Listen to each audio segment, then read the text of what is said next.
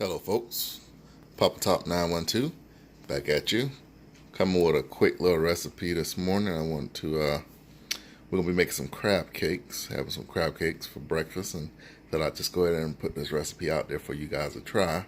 It's a real simple recipe, not a lot that goes into it, because you really just want to enjoy the flavor of the crab, so you don't really overdo it too much with all the seasonings and things. But I'll go over real quick what we got. We have one shallot. That's a small shallot, one small shallot, and then that's one small garlic clove. Both those have been finely chopped. One egg.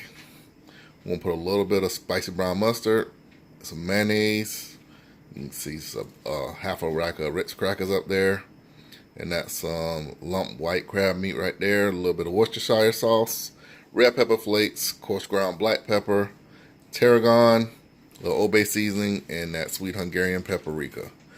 Those everything that's going to go into this crab cake mixture, and I think it tastes really good. I hope you try it out. I'm going to go ahead and get things started, and I'll just keep you posted as what I do, and you can kind of see the portions that I use. So I'll be right back to start whipping up the wet mixture. Alright folks, so right here in the bowl, I've already cracked the egg. That's the one egg. And this is one recipe that I really don't do a lot of measurement with, but I'm going to try my hardest to give you some general guidance. But it's a heaping tablespoon of mayonnaise.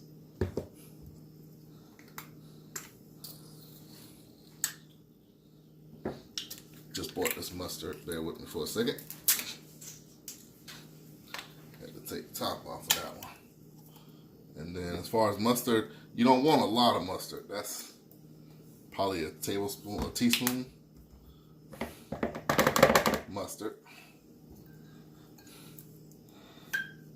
And then your Worcestershire, I just do a few shakes. Let's see, about 4 shakes of that Worcestershire. Maybe that's a teaspoon also. And then that's all those. I'm gonna take these Ritz crackers here,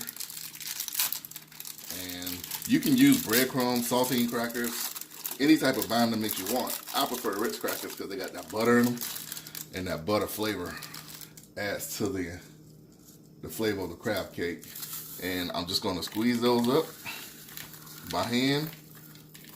Some of them you can see in the bowl, they're pretty well crumbled. Just a couple of not big pieces, but they're not uniformly crunched or anything. And that's good enough.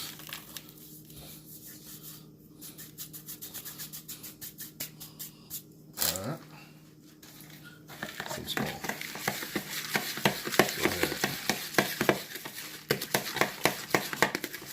Mix all this together. Scrape down those edges.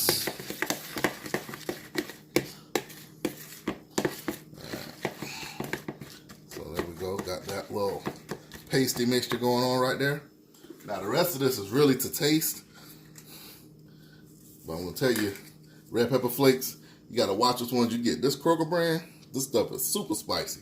So I'm gonna do 3 little shakes of that. You can see not a lot of flakes.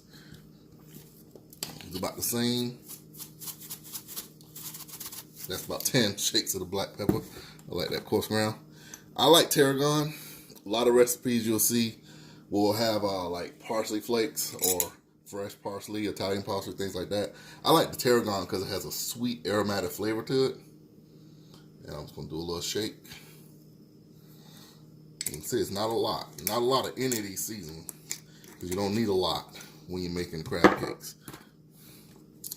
Old Bay, 1, 2, 3, 4. And then paprika. About the same, about 4 shakes of that. And make sure you use the sweet Hungarian. Ooh, so that's 2. That one poured a lot faster than the other one did. So that's about equal amounts of paprika and Old Bay. But make sure you get the sweet one. The smoked one will change the flavor. I have about 4 different kinds of paprika, but the one I use the most is the sweet. I use the smoked when I'm making chilies and things like that. we got all that mixed in good now. I took the crab, I broke it up, went through it a little bit looking for shells, not too much. They do a decent job of cleaning the crab nowadays, a lot better than when I was younger. But I'm just going to take this crab, I'm going to put it in there. And then just kind of mix it in without breaking up the lumps as best you can. You want to make sure you get the crab broke up and get some coating on all the pieces of crab. So I'm just kind of folding from the outside to the inside. See that big old piece of lump right there? Bust that up. Fold, fold. Scrape down them edges. And you're just trying to get an even coat.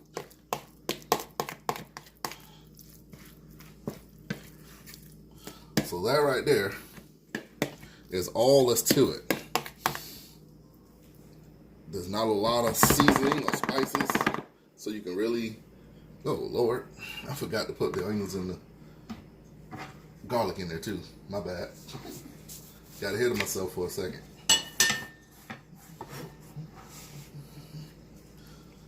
Should have folded those in before you work the crab meat in. That way you don't overwork the crab. But guess what? I didn't. Too bad. So I want to make sure I get that bound up in there. But again, if you're following this recipe, fold that into the wet mixture before you put the crab in. Just going to work it a good bit. Make sure I kind of get it evenly distributed in there. Kind of fold and press. Fold and press. Alright, now you can see those lumps starting to break up now, so I'm going to stop working it. Now this one is using the lump crab meat. I honestly like the claw meat better because the claw has more of a crab flavor, but the store didn't have any claw when I went in there, so got a little extra stuff on my spoon here. No use to letting it go to waste. Mix that in there too. Like I said, the store didn't have any claw, so the lump is good too.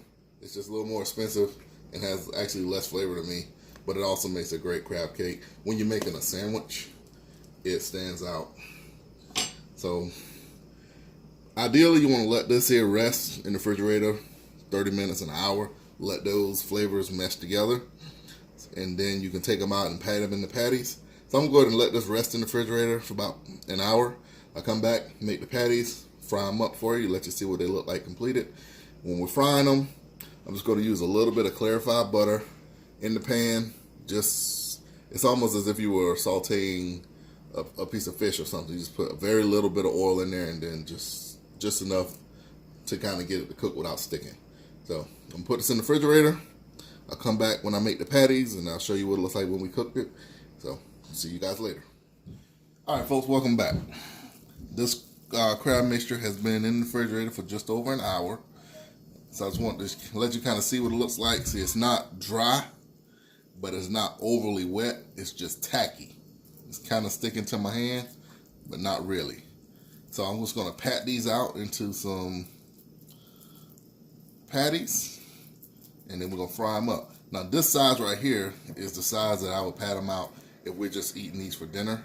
But since we're going to be making burgers with these, I'm going to add about half that much more and just get a nice bigger patty, because we got some really nice size buns that we're going to be eating these on.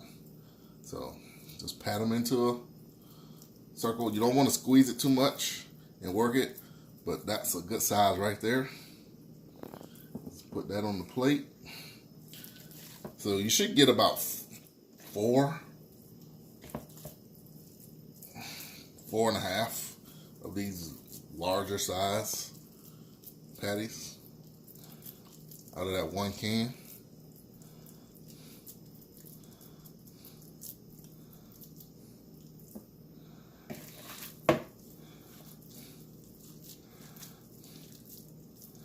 You can only get about 6 or 7 of the smaller ones.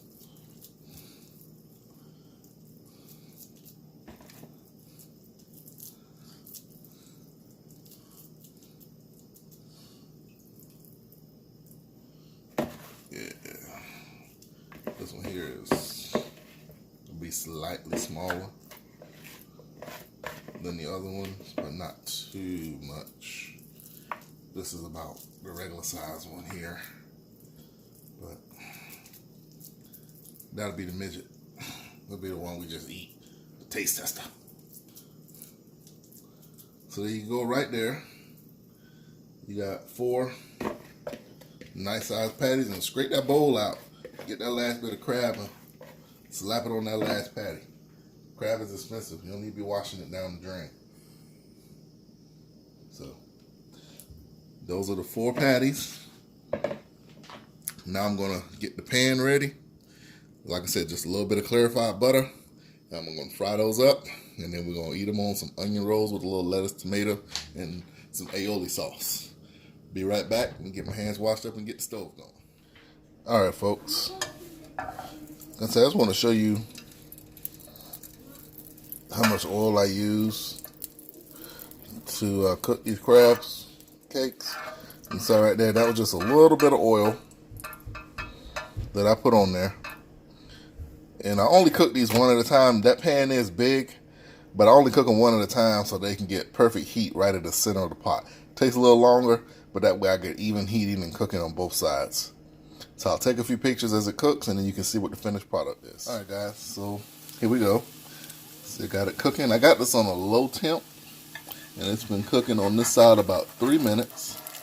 So I'm gonna take it now and flip it over. It's got that nice golden brown color to it right there. That's what we're looking for. And I'm just gonna let it cook. Yeah. I'm gonna let it cook like that on the other side. One thing you don't want to do is take your spatula and press down on that. One, it's gonna kind of mess up your shape of your patty, but 2, it's also gonna let all the juices out. You're gonna squeeze all the juices out. So I got this on a kind of a medium low heat, so it takes its time and it can cook all the way through before you get too brown on the outside. If you have your heat too high, it's going to brown on the outside and then not be cooked on the inside. So keep your heat relatively low so you can make sure you get this thing heated all the way through, because it is a pretty thick patty.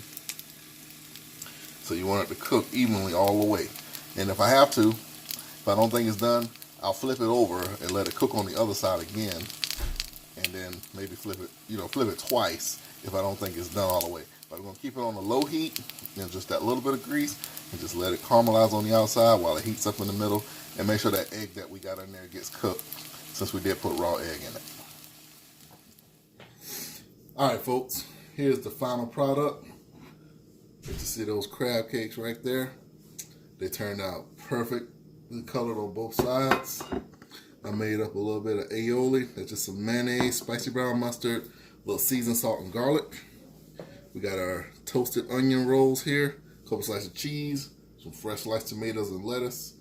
We're gonna make a nice sandwich with this, so go ahead and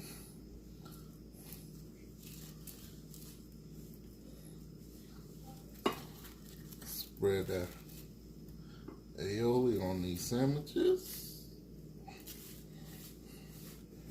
How's the aioli coming along? It's coming along great. You ready for your sandwich? Get out my picture. Alright. My hot cocoa's getting my hands. Got that. Now put that cheese on the bottom. Nice crab cake. See it on both sides. Got cooked the same color. And they're nice and heavy. Heavy.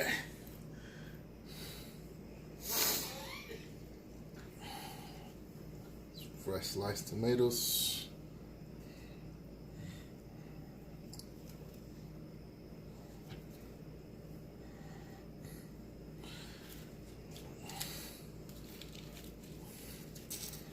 Put that lettuce on there.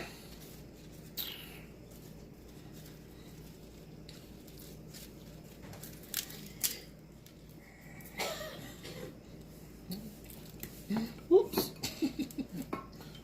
Man down. But you get the drill. That's what they look like right there. I'll put this here away. that's the end result. Nice crab sandwiches. And I hope you try this for yourself, and then let me know how you like it. Push that lettuce in, let y'all get a better glimpse. There we go. Yeah. Hope you like these crab sandwiches my dad made.